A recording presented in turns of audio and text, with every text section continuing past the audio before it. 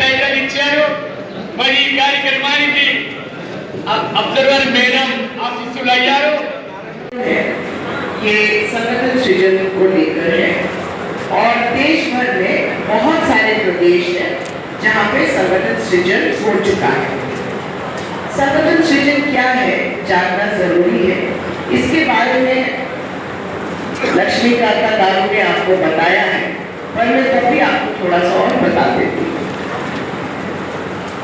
संगठन सृजन को लेकर कांग्रेस पार्टी ने बहुत मंथन किया और अहमदाबाद में जो मीटिंग हुई थी, जो अधिवेशन हुआ था, उसमें ये निर्णय किया गया था, ये डिसीजन लिया गया था कि 2025 पूरी तरीके से हम किस तरीके से संगठन को सशक्त करेंगे, किस तरीके से संगठन को और मजबूती से ग्रामीण स्तर तक लेकर जाएंगे।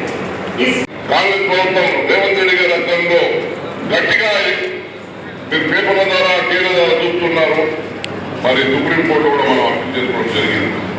త్వరలోనే ఎప్పుడు కూడా ఎన్నిక వచ్చే అవకాశం ఉంది.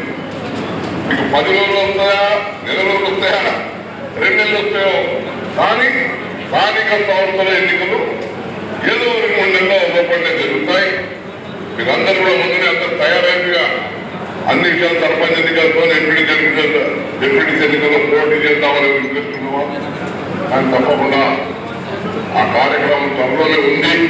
మనమందరం కూడా కాంగ్రెస్ కార్యకర్తలు ఒక్కటి మీరందరూ కూడా మన ఎమ్మెల్యే ఎలక్షన్లో కానివ్వండి, ఎంపీ ఎలక్షన్లో కానీ మా నారాయణ గారు మళ్ళా పూర్వవైభవం కష్టపడి తెచ్చుకోవడం జరిగింది. గత 10 సంవత్సరాలు కాంగ్రెస్ పటిష్టత లోకల్ బాడీ ఎన్నికలు వస్తూ ఉన్నాయి. మొన్ననే ఎన్నికలు జరుగుతాయని అనుకున్నాం. అయినా కానీ మన కోడిగా వల్ల మన సుప్రీంకోర్టు మనం అప్పీల్ చేసుకోవడం జరిగింది. 40% బీసీ రిజర్వేషన్ మన గౌరవ ముఖ్యమంత్రి రేవంత్ రెడ్డి గారు రాహుల్ గాంధీ ఆదేశాలతోని ఖచ్చితమైన గట్టి నిర్ణయంతో 40% రిజర్వేషన్ ఇవాళ బలహీన వర్గాలకని మరి వారు చట్టం తెచ్చి చేస్తే ఈనాడు బీజేపీ ప్రభుత్వమే కానివ్వండి, బీఆర్ఎస్ నాయకులే కానివ్వండి, కోటలో పోయి అడ్డకు చూపిస్తా ఉన్నారు. అర్థం కావాలన్నా నేను మాట్లాడుకోవడానికి ఇంతకుముందు గౌరవ శాసనసభ్యులు చూడాలి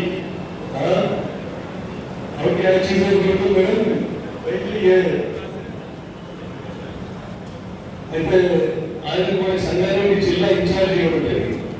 సంగారెడ్డి జిల్లాకు ఈ డిసిసి అధ్యక్షులను సెలెక్ట్ చేయడానికి, తర్వాత పార్టీని బలోపేతం చేయడానికి కాంగ్రెస్ పార్టీని ఈ కార్యక్రమాన్ని చేపట్టడం జరిగింది. మీరందరూ గతంలో చూసిండ్రు. అందరూ ఎమ్మెల్యేలందరూ కలిసి డిసిసి అధ్యక్షుడిని, పెద్ద నాయకులు కలిసి డిసిసి అధ్యక్షుడిని నియమిస్తారు. హైదరాబాద్ కళాశాల లక్ష్మణ్ సురేష్ గారు మనం జిల్లా అధ్యక్షులుగా 2 సార్లు ప్రయాణం చేయడం జరిగింది. నిర్మలా జగ్గారెడ్డి గారు చేయడం జరిగింది. ఇప్పుడు బాగారెడ్డి గారు, మనందరూ కిషన్ గారు, మనకు నిర్మలా గుడ్రెడ్డి గారు కూడా మనమందరం పెద్ద నాయకులందరం కలిసి కార్యకర్తలకు ఇన్ఫర్మేషన్ ఇచ్చి పోయిన మేరకు మనం అందరము ఈ డిసిసి అధ్యక్షుని ఎన్నిక అనేది జరుగుతుంది. తర్వాత మీకు అందరికీ తెలుసు, ఇప్పుడు కొత్త రకంగా ఏదైతే కొత్త ప్రాసెస్ కండక్ట్ చేసి మన యూత్ కాంగ్రెస్ ఎలక్షన్ కూడా చూసాం. మనం మొదలనే యూత్ కాంగ్రెస్ ఎలక్షన్ కూడా ఆన్లైన్లో అన్ని కూడా మనము నామినేషన్ చేసుకొని అన్ని ఎలక్షన్ కూడా చేసుకోవడం జరిగింది.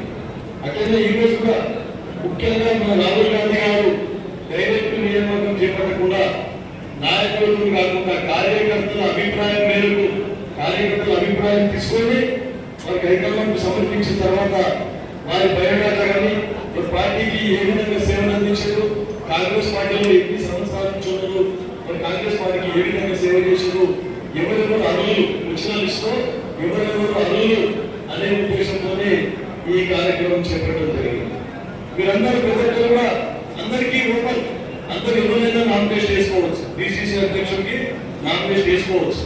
వేసుకున్న తర్వాత మన జిల్లా నుంచి వచ్చినటువంటి అన్ని నియోజకవర్గాలు వచ్చినటువంటి నామినేషన్లు అన్ని పరిశీలన చేసి ఆ ముఖ్యమంత్రి గారు కానీ పిసిసి అధ్యక్షులు కానీ పరిశీలన చేసి మళ్ళీ ఏఐసిసి అభ్యర్థుల ద్వారా ఏఐసిసికి పంపడం జరుగుతుంది. అక్కడ ఏఐసిసిలో మనం ఫైనల్ చేయడం జరుగుతుంది.